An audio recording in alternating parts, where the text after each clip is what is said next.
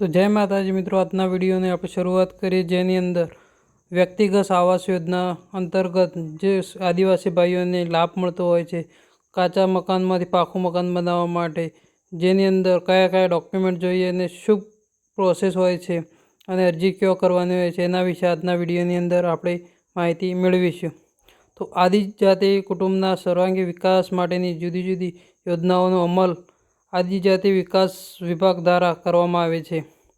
વર્ષ 2026-27 માટે નીચે મુજબની યોજનાઓ હેઠળ ઓનલાઈન અરજીઓ મંગાવવામાં આવેલ છે, જેની અંદર શું શું ડોક્યુમેન્ટ જોઈએ છે અને શું પ્રોસેસ કરવાની હોય છે, તો આજના વિડીયોની અંદર આપણે જાણીશું.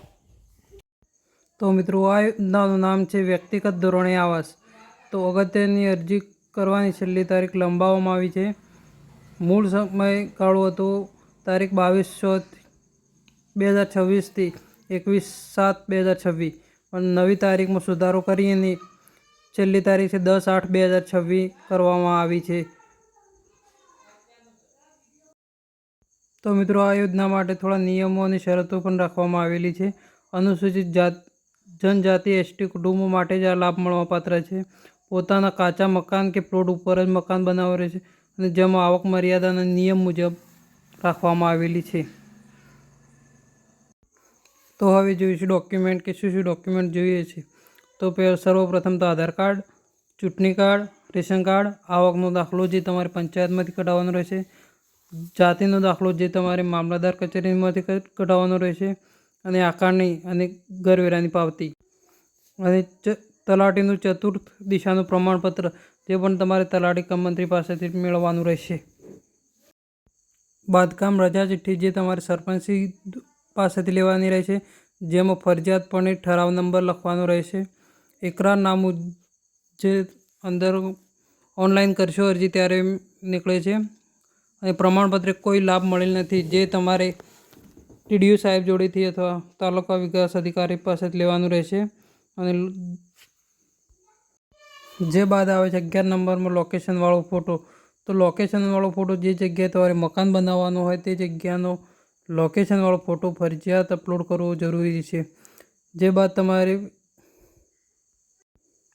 12 નંબરની અંદર બેંકની પાસબુક તમારે પોતાની જ અપલોડ કરવાની રહેશે. પછી 13 નંબરમાં એલસી, તો લિવિંગ સર્ટિફિકેટ ફરજિયાતપણે અપલોડ કરવાનું રહેશે.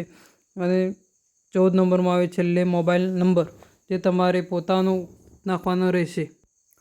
તો વ્યક્તિગત આવાસ યોજના ઓનલાઈન અરજી તમારે vky.gujarat.gov.in પર અરજી કરવાની રહેશે. તો અરજીની પ્રક્રિયામાં તમારે પહેલું રજિસ્ટ્રેશન કરવાનું રહેશે, પછી વિગતો ભરવાની રહેશે, અને પછી ત્રીજા નંબરમાં દસ્તાવેજો અપલોડ કરવાનો રહેશે, અને ચોથા નંબરમાં સબમિટ કરવાની રહેશે. જે બાદ સબમિટ થયા બાદ પ્રિન્ટ આઉટ લેવાની રહેશે, જે તમારી જોડે રાખવાની રહેશે. તો મિત્રો, અમારી રામાધાણી ઓનલાઈન જીતપુર ચેનલને લાઇક, શેર, સબસ્ક્રાઈબ કરવાનું ભૂલતા નહીં, જેથી કરીને આવા સરકારી યોજનાના વિડીયો મળે અને સાચી માહિતી મળે. જય માતાજી.